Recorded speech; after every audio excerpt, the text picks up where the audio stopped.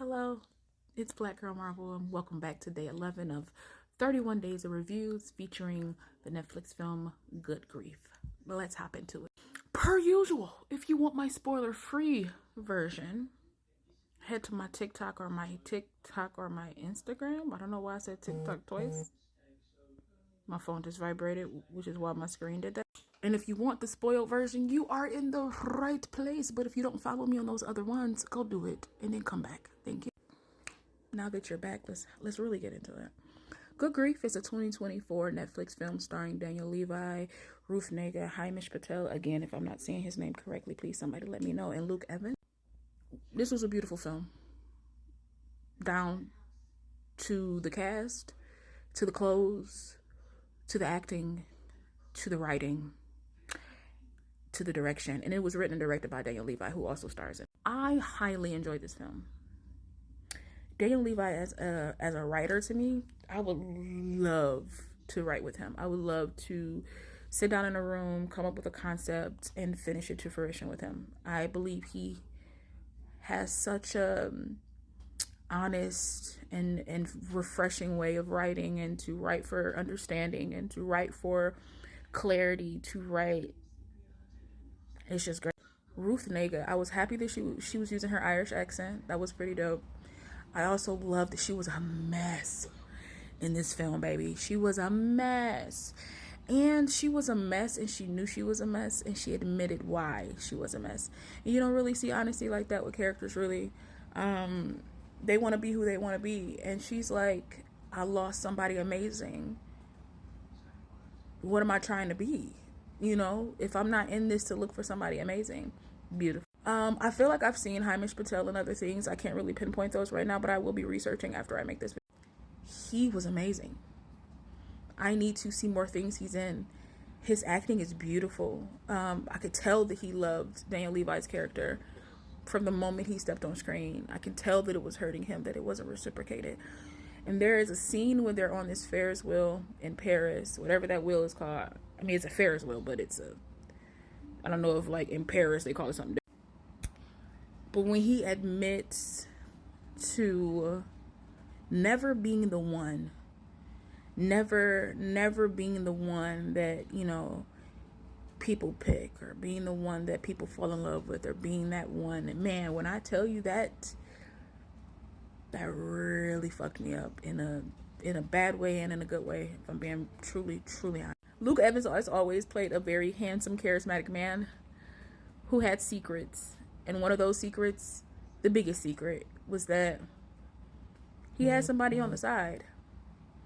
And technically it wasn't really a secret, but it was. Like, it was a secret to the audience for sure.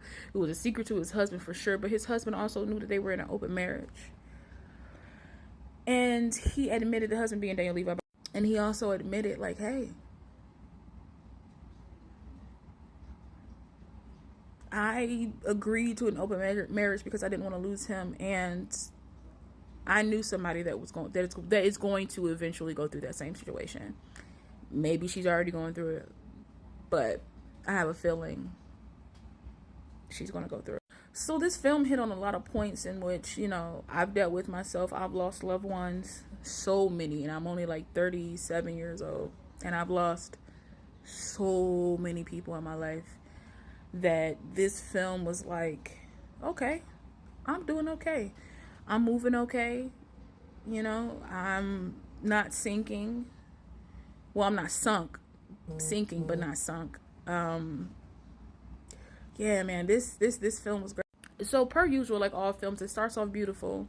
It starts off with Daniel Levi and Luke Evans' characters together, having their annual like party that they have, and it ends in tragedy when Luke Evans gets into a car accident and he dies. And within a year, Daniel Levi's character friends, played by Ruth Negga and Hamish Patel, are there for him, to comfort him, to help him. You find out along the way that Hamish Patel's character and Daniel Levi's character once dated for like a year, but it didn't work out, and they decided to stay friends. I really feel like the gay community is the only community that stays friends with their exes, and I love them for it. I wish they would write a book so that we straights knew how to do that, because just because you're not in love with a person doesn't mean you don't love them and still want them to be in your life.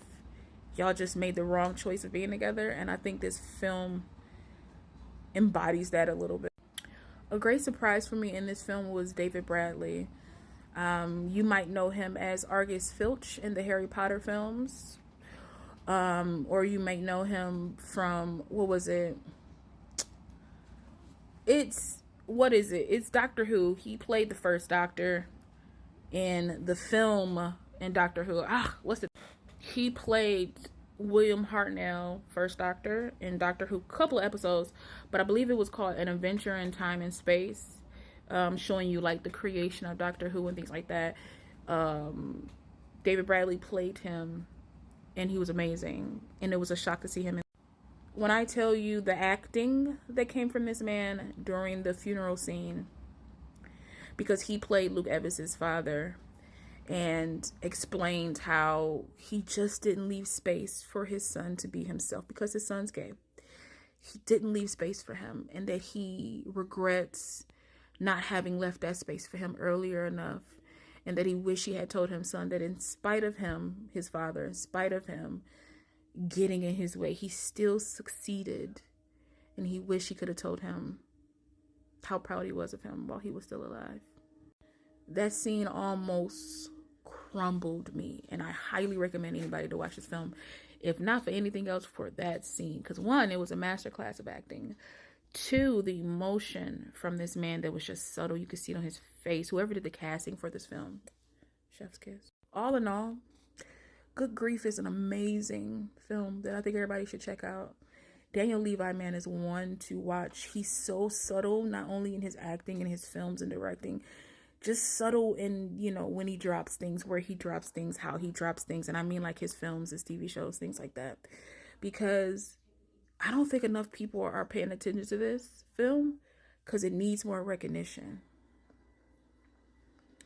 And I love that it kind of got dropped after the whole awards and stuff like that, because it's like, to me, the film itself is an award, to anybody that's going through any form of grief. This film might pinpoint like two husbands or a marriage or however you want to look at it, but it's grief across the board, because his friends go through it and he don't really see it until it all comes pouring out of you. And that's usually how it happens. My dream, one of my dreams, I have so many, and like some of those dreams have like sub dreams, you know what I'm saying? My dream is to star with Angela Bassett in a film that's written and directed by Daniel Levy. And if I'm gonna add a sub category or a sub dream to that dream, I would love to have co-written it with him. I think he's an amazing actor. I think I can learn a lot from him as a writer, director, everything. That being said, go check out Good Grief on Netflix, y'all. It's so good. I highly recommend it. And make sure that once you go check it out, you come back and you light up my comments about it, man. Don't forget to hop to all my other pages, like and support your girl if you want to donate. Blackgirlmarvel, CashApp, Venmo. But if all you can do is just watch my stuff and comment and like and share, because those are free, I greatly appreciate it too. Until next time.